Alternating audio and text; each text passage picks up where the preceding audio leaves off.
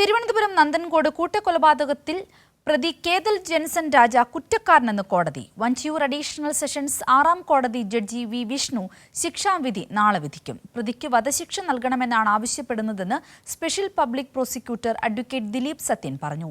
അപൂർവങ്ങളിൽ അപൂർവമായ കേസാണിതെന്ന് അന്വേഷണ ഉദ്യോഗസ്ഥൻ അസിസ്റ്റന്റ് കമ്മീഷണർ ഡിനിൽ ജെ.കെ പ്രതികരിച്ചു.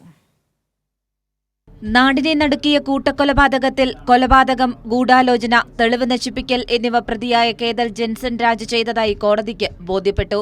കേസിൽ 65 ദിവസം നീണ്ട വിചാരണയിൽ 41 സാക്ഷികളെയാണ് വിസ്തരിച്ചത്. 120-ലധികം രേഖകളും 40-ലധികം തൊണ്ടിമുതലും അന്വേഷണത്തിൽ നിർണായകമായി. ഇതടക്കമുള്ള കാര്യങ്ങൾ പഴുതടച്ചാണ് പ്രോസിക്യൂഷൻ കോടതിയിൽ അവതരിപ്പിച്ചത്. പ്രതിയുടെ മനോനില പരിശോധിച്ച് കടുത്ത ശിക്ഷ ഒഴിവാക്കണം എന്നതടക്കമുള്ള കാര്യങ്ങൾ പ്രതിഭാഗം ഉന്നയിച്ചു. എന്നാൽ പ്രതിഭാഗത്തിന്റെ വാദങ്ങൾ കോടതി മുഖവിലക്കെടുത്തില്ല. കൊലപാതകത്തിന് മുൻപും ശേഷവും പ്രതിക്ക് മാനസിക പ്രശ്നങ്ങൾ ഇല്ലെന്ന് പോലീസ് കോടതിയെ ബോധ്യപ്പെടുത്തി. കൊലപാതകത്തിന് കാരണം മാതാപിതാക്കളോടുള്ള വൈരാഗ്യമാണ്.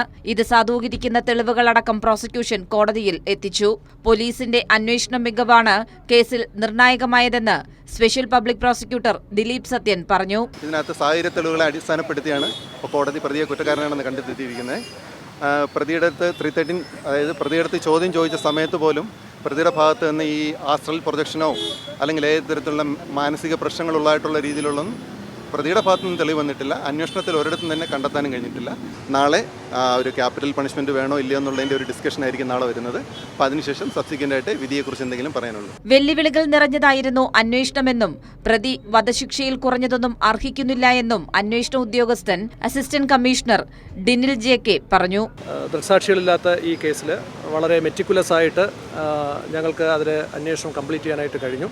ഇലക്ട്രോണിക് എവിഡൻസ്, ഓൺലൈൻ വഴിയുള്ള ട്രാൻസാക്ഷൻസ്, എവിഡൻസ് നശിപ്പിക്കാൻ പ്രതി നടത്തിയ ശ്രമങ്ങൾ മുതലായ എല്ലാ കാര്യങ്ങളും ഒരു വളരെ സ്ക്രൂപ്പുലസ് ആയിട്ട് അത് അന്വേഷണ സംഘത്തിന് അത് ചെയ്യാനായിട്ട് കഴിഞ്ഞു. അതിൻ്റെ ഒരു റിസൾട്ടാണ് ഈ കൺവിക്ഷൻ ഉണ്ടായത്. വിധി പ്രസ്താവം കേൾക്കാൻ പ്രതിയെയും കോടതിയിലെത്തിച്ചിരുന്നു. സാഹചര്യ തെളിവുകളും ശാസ്ത്രീയ തെളിവുകളും കേസന്വേഷണത്തിൽ നിർണായകമായിരുന്നു. 2017 ഏപ്രിൽ 5, 6 തീയതികളിലായിരുന്നു നാടിനെ നടുക്കിയ ക്രൂരകൊലപാതകങ്ങൾ നടന്നത്. കേതൽ ജെൻസൺ രാജ അച്ഛൻ രാജാ തങ്കത്തെയും അമ്മ ഡോക്ടർ ജീൻ പത്മയെയും സഹോദരി കരോലിനെയും ബന്ധുവായ ലളിതയെയുമാണ് കൊലപ്പെടുത്തിയത്. കഴുത്തിനു പുറകിൽ മഴുകൊണ്ട് വെട്ടിയായിരുന്നു കൊലപാതകങ്ങൾ. പോലീസ് കസ്റ്റഡിയിൽ ഇരിക്കവേ മാനസിക പ്രശ്നമുണ്ടെന്ന് പറഞ്ഞ് 7 വർഷത്തോളം വിചാരണ പ്രതി നീട്ടിക്കൊണ്ടുപോയി. മാനസികാരോഗ്യ വിദഗ്ധന്റെ പരിശോധനാ റിപ്പോർട്ടിന്റെ അടിസ്ഥാനത്തിൽ കഴിഞ്ഞ വർഷമായിരുന്നു കേസിൽ വിചാരണ ആരംഭിച്ചത്. കൈരളി ന്യൂസ്, തിരുവനന്തപുരം.